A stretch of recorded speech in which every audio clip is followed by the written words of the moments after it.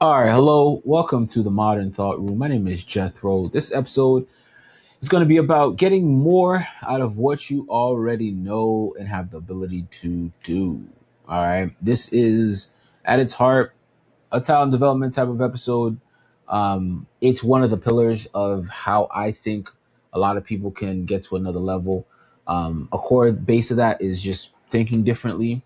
But another key aspect of that is also just understanding how you can get more out of what you already have, right?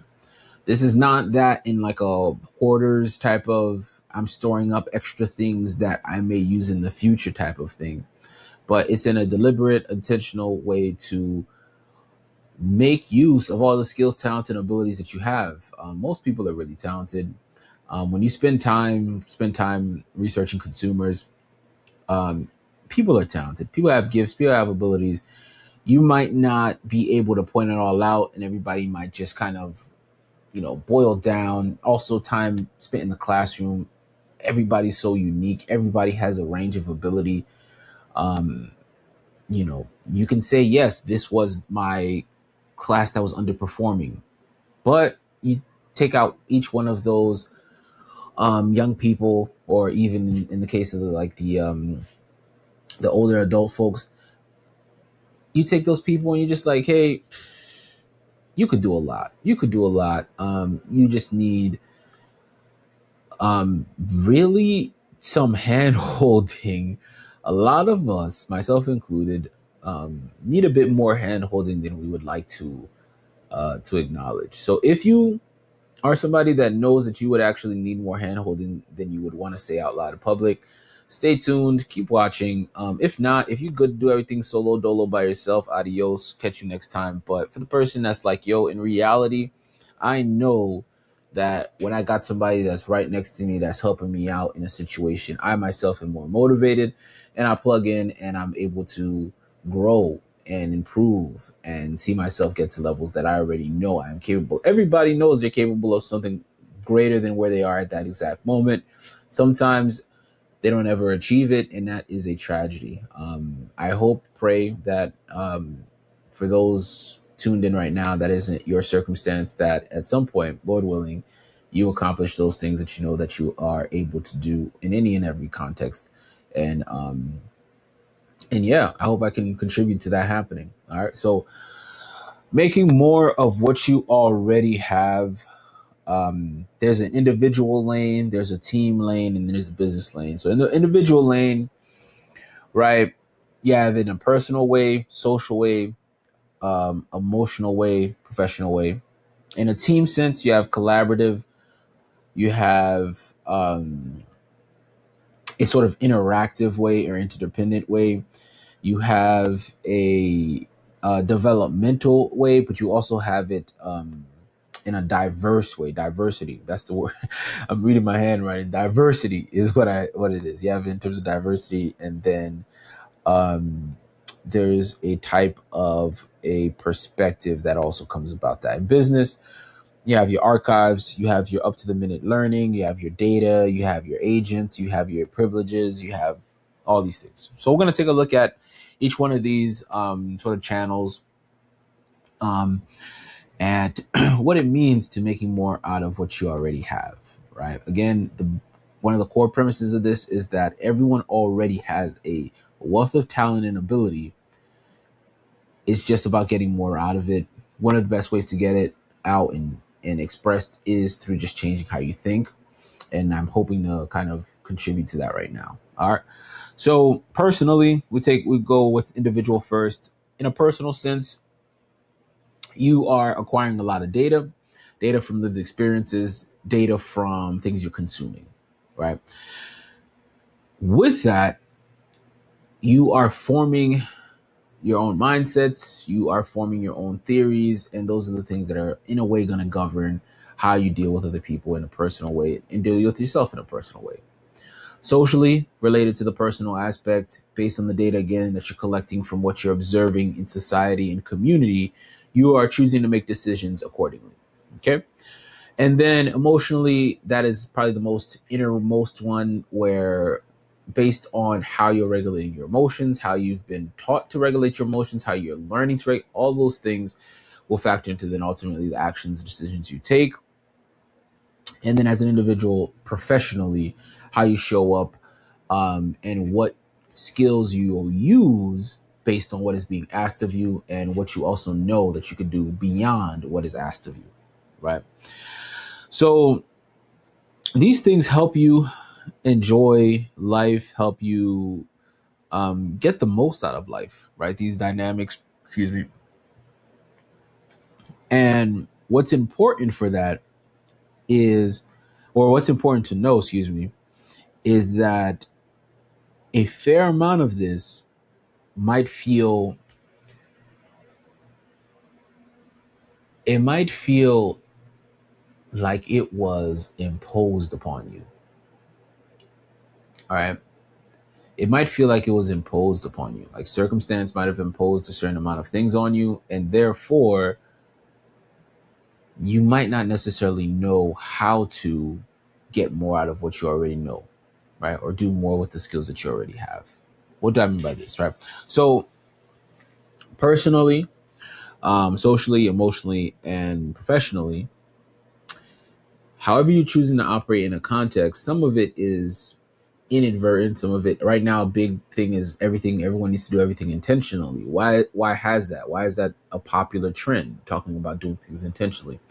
It's because too many people, or a lot of people, have had experiences when they woke up one day and it's like, yo, I'm underachieving and I want to blame everyone else, but ooh, I can't blame everybody else in every context. I might be in a bad relationship, and so I could blame the person that I'm in the relationship with.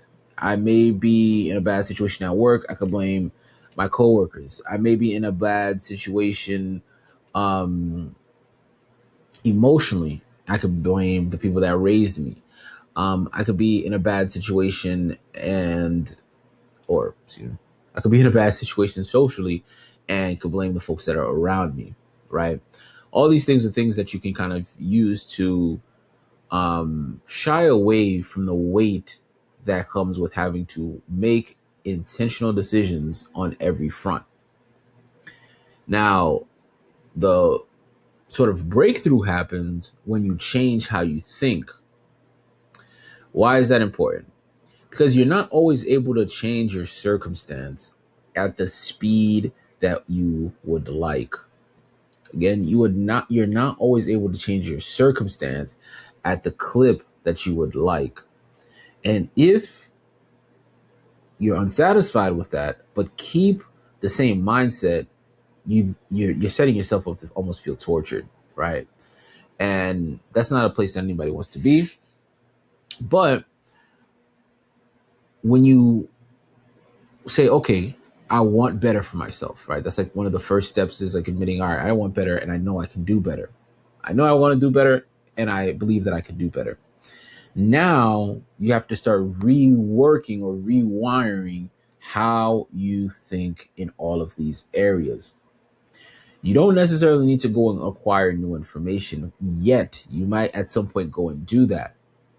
But with all that you have already, you can start making, steps towards changing how your situation is and how you experience it, right? So, personally, socially, right? How are you looking at, loosely speaking, the cards that you have to play? How are you looking at them, right? How are you looking at them? How are you preparing to play them? Emotionally, like, where are your emotions? Some people, that might be the question. That might just be the question right there for somebody. Where are your emotions? Do you know where they at? You go find them, right? And then professionally, what is the difference between what is expected of me and what I believe that I can do? The professional one is the one I think that it might even be the easiest one to act on because I think most people believe and know that they can do more. But at work, in a professional context, that's not always the output. But the thing about professional environment is those other things have such an impact on it that it can become, you can be misled as to what's going on, right? So let's take the professional person that is underperforming. One of the things that coaches, educators, people that work with people, therapists, life coaches, all those types of folks, some of the insights that they can get when they work with people one on one is that there's one area over here that if a shift happens, it'll have consequences for another area. And that's again why we say changing how you think is one of the quickest ways to transform your situation. All right. So a person's underperforming at work and they don't realize yet that the the emotional burdens, circumstances that they have, they're experiencing at home are spilling over into work, right? Because they feel like they're not bringing that stuff to work, right? But they'll sit there at work, right? And not feel confident to speak about something, to make a contribution, to do public speaking. If there's a situation at work that requires public speaking, that might bring an issue for them, right? There might be a social thing, same thing. Folks are leaving to go for a social gathering, right, after work, and maybe there's something else in your own social life that now is making it so, I can't even show up at this social gathering for work. I'm losing this opportunity to network, all because personally I might have this other social circumstance that's weighing on me, right? These are all things that sometimes you can't necessarily just change overnight, but switching how you think about them can move you forward. So let's take this, right? You have a situation, more social, emotional, personal, and it's weighing you down when you go to work. First thing is just assess, like, oh, let me stop, let me write down, let me meet with somebody. If I need to go get a counselor, if I need to go get a therapist, if I need to get a coach, whatever I need to get, sit with somebody and say, okay, these are some of the shortcomings I feel like I have at work, stacked up against what I believe I can do. And when you speak with that coach, that therapist, that counselor, that confidant, even, they might be able to point out one or two things that you can adjust that will make a big difference, right, in how you ultimately show up. And that'll look again. That's like one of my favorite cop outs in a way. It's like all context, but that'll look different for everybody's context and situation. So, what's the main takeaway there, right? It's, hey, let me first acknowledge that, yo, I know I could do a lot better here. I just know it. But I know I'm showing up like this. And in another way, I know people also know that people know that you can do better. They have come to accept that what you're showing is what you can show, but people know, we all know folks can do better. Changes, adjustments can be made, and you can be doing better, right? So folks around you, they might not give you a pat on the back and say, hey, I know you could do better every time. That's not how people move, right? They might just say, man, internally on their side, they're like, man, I gotta make sure that I don't get burned by misunderstanding this person. So therefore, I'm going to keep them in my mind. I'm going to just say, this is what they show me is what I'm going to get. I'm not going to be worrying about their potential or whatever. What they show me is what they could get. So making that change, taking the time to study that, you'll be able to see, wow, it's not necessarily that I'm not qualified, that I'm not competent enough, that I'm not able. It's that there's something else going on that's having this impact, and I just need to be mindful of that. So let's do the inverse of that, right? Personally, socially, emotionally, professionally. You're not doing what you want to do professionally, one, or you feel a bit of an insecurity around what you're doing professionally, right? Now, when I'm saying these things, I'm not saying them as like a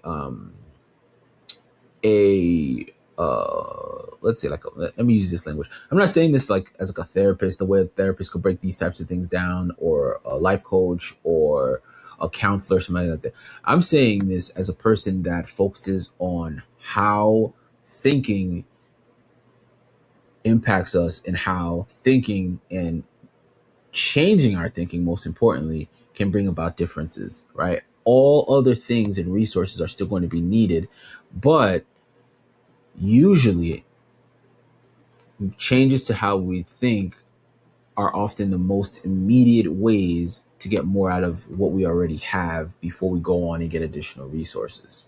All right. So you got a problem with what you do professionally, and you might not yet realize how it's spilling over into other aspects of your life, right? You, in your depth of your heart, might know, and so that's impacting your behavior, but it still hasn't become clear to you, right? So exercise could be something like, if I was doing what I wanted to do professionally, what would my life look like? If I was doing what I wanted to do professionally, what would my life look like? Now, what this is, what I just did there, and what I did with the prior situation where I had it inverse, is that those are like thought experiments, right? A thought experiment is just like a sort of like a playground where you can work through things and think things through, so that you can see how the different outcomes play out, and then you can come to a realization of like, oh, this is how I want to think about something. So when people say think about things, or have you thought about it, like think before you speak, all these types of like cliches people say about thinking, uh, and I'm going to pause here to kind of harp on this. Sometimes people have to show you how, and you have to learn how, and a lot of the times it's not really that complicated, but a good amount of it also comes down to your belief, and you're willing to, right, implement some of those things.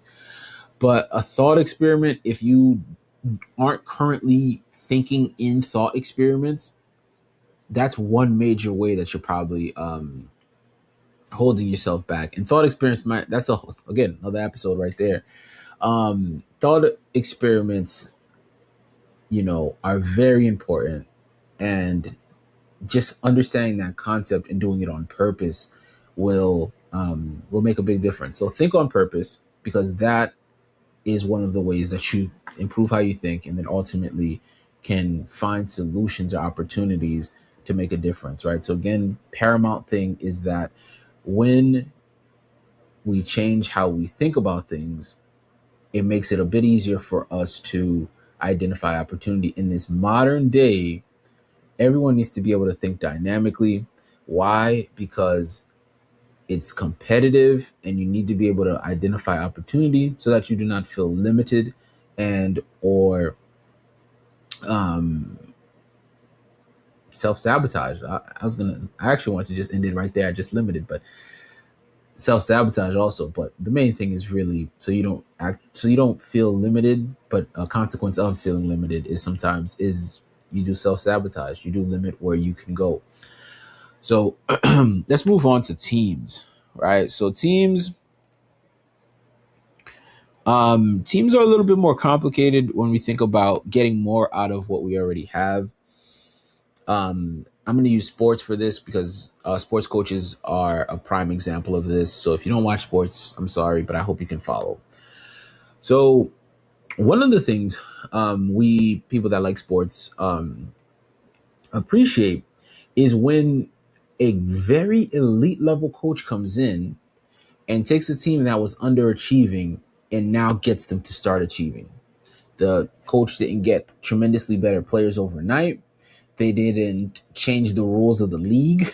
They didn't go bribe people. They didn't do these things. They worked with what they had. And what did they do? They went in there and they changed the thinking of the collaborative group, and that produced different results. That's coaches. I think that's a whole thing I could rant on for a while. Coaches and teachers, um, if you have an underperforming team in any sense, professionally, like in a corporate way, and you're not leaning on like sports coaches and teachers to come in and help your leaders grow and learn how to properly teach people and develop talent, I think that's a big, big, big issue, right? That's a big blind spot, because the way coaches intimately understand what it takes to develop talent, and the way teachers and educators also know how to do that, teachers, educate, professors, I love y'all professors, but some of you guys have your own priorities. So some of you guys don't actually do a lot of like developmental work as much as teachers do. But that's a thing too, professors. Professors, step it up, please. Some of it is not your fault, because you guys have, depending on the college or university, you could have hundreds of students. But professors in general, step it up. But again, if you're in a corporate space and you feel like, man, like on paper we have a talented, we should get more out of this, reach out to some sports coaches, bring them in, have them do some training. Reach out to some teachers, have them come work with them, because teaching, developing, those are skills that are art and a science that these guys and gals are working in every day, right? So on a team front, everybody loves that watch sports. Hey, such and such coach came in. Team was, let me use simple numbers from the NFL. Team was 8-8. No, team was 4-12 last year. Coach comes in, they 9-7. What did the coach do? They didn't go and get a bunch of brand new players, didn't do much, right? But coach came in, changed the things around, and we can see it, right? Same thing in basketball, same thing in soccer, right? What does that coach do? That coach gets in and they assess what they already have. Like in soccer, I know this better than I know it for basketball and football. It's when you come in for some of these professional European soccer teams, and also in maybe some context for the MLS, excuse me, when you come in and you have a limited transfer budget, you can't go in and bring in the best players. You got to maybe promote some people from your youth academy. Maybe some players were out on loan that you need to now give a trial. Maybe you need to promote leaders within the group that previously were not seen as leaders. Maybe you need to take some power back from some people, right? Maybe you need to rein some authority in, so that you know the team can cooperate a little bit better. And maybe you need to implement a new system, or systems, plural, right? But sports coaches, teachers, educators are some of the best at developing talent. And it's a very sad thing to realize that a lot of people are working in work environments where they have people above them that don't actually know how to nurture, develop talent. And that's something that I'm passionate about. um, but let's move on. Business, right? As a business, how do we make the most of what we have, right? By and large, most organizations, most businesses that have been in business for, at least a year or so, if less than that, have more data than they realize, or can easily obtain and organize or classify data than they realize. I'm not talking about big, massive organizations that have budgets that they can just spend and acquire and purchase data. I'm talking about smaller, mid-range organizations that may overlook all of the sources of data that they actually have, and how they could be of service or useful. Because one of the things that is paramount for any good business is the ability to innovate. Innovate on a big, broad level in terms of product, services, offerings, but also innovate internally in their ability to do things more efficiently, do things that allow them to stand apart from the competition, develop proprietary standards or methods for doing things, right? There are countless ways that the average business could innovate things between what they have going on internally and what they present, share externally. So if you're in in a business organization where all of the data and information is being used to mobilize one thing, that's a big problem. If all your information is being used to mobilize one thing, that's a problem. Now, I'll say this parenthetically. If you're in an organization that's loosely speaking too big to fail, disregard anything I just said. But if you're in those organization that's not too big to fail, um, use some of that extra data you have, use some of that data you have, work with the organization, get some consultants in, have them go through that information. If you have an internal team, have them work through that information and put things on your radar that you can always have ready to go and work on and move things forward so that the organization knows how to move forward. Now, I'm not saying this to say that folks aren't doing this. I'm just saying that the scale that it could be done, it could be a lot more commonplace, right? So if you're a small organization in particular, you could even think small as a group of a couple of people, team of 10, team of 20.